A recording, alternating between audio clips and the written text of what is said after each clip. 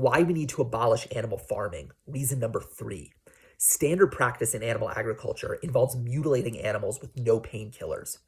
You may find this video too upsetting to watch, and that's okay, but if you can't even watch what happens to animals on farms, don't you think you should at least stop supporting it rather than paying other people to do this to animals on your behalf while you look away?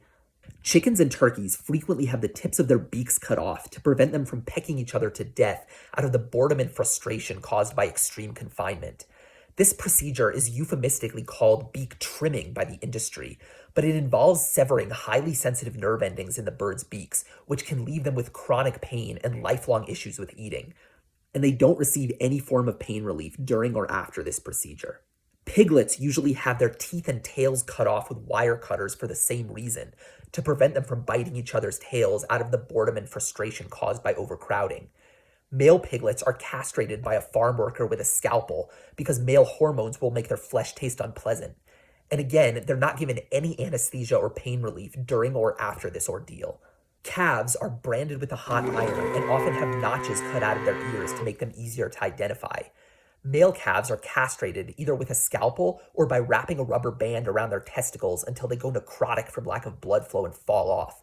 Studies have repeatedly demonstrated that this is extremely painful for the calves, but most ranchers still don't provide them with any form of pain relief.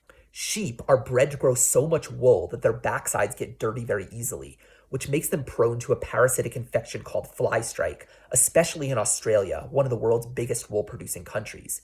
Australian ranchers' solution to this is something called mulesing, where they cut off the lamb's tail and the skin on their backside, which, assuming the lambs survive the procedure, will prevent them from growing any wool there.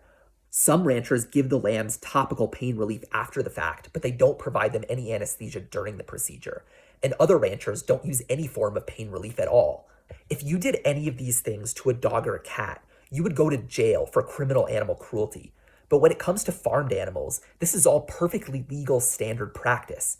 Why? Because painkillers are expensive, and as long as animals are seen as commodities, their welfare will always come second to profit. This is